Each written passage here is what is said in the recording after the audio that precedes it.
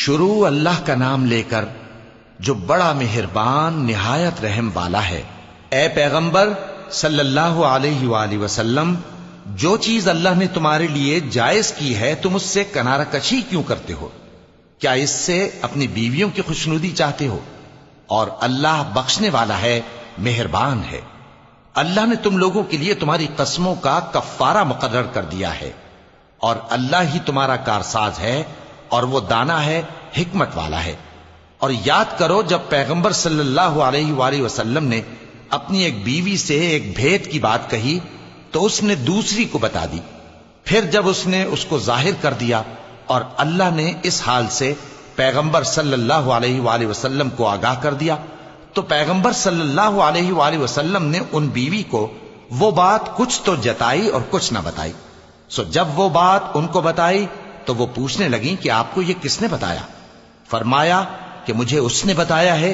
جو سب کچھ جاننے والا ہے، خبردار ہے۔ اگر تم دونوں اللہ کے آگے توبہ کرو تو بہتر ہے، کیونکہ تمہارے دل مائل ہو ہی گئے ہیں،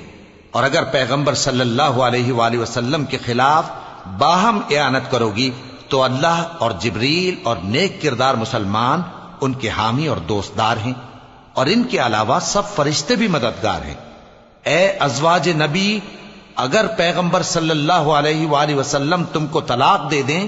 تو عجب نہیں کہ ان کا پروردگار تمہارے بدلے ان کو تم سے بہتر بیویاں دے دے، مسلمان، ایمان والیاں، فرما بردار، توبہ کرنے والیاں، عبادت گزار، روزہ رکھنے والیاں، شادی شدہ اور کنواریاں۔ مومنوں، اپنے آپ کو اور اپنے اہل و عیال کو اس آگ سے بچاؤ جس کا ایندھن آدمی اور پتھر ہوں گے، اور جس پر تند خو اور سخت گیر فرشتے مقرر ہیں۔ وہ کسی حکم کی جو اللہ ان کو دیتا ہے نافرمانی نہیں کرتے،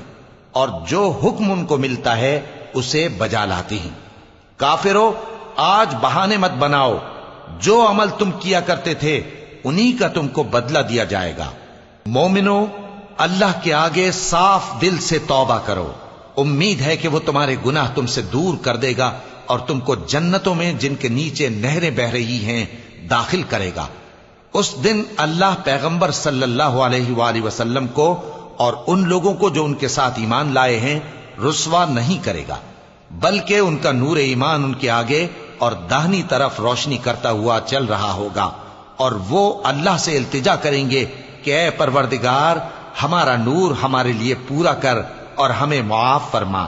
بے شک اللہ ہر چیز پر قادر ہے۔ اے پیغمبر صلی اللہ علیہ وآلہ وسلم، کافروں اور منافقوں سے جہاد کرو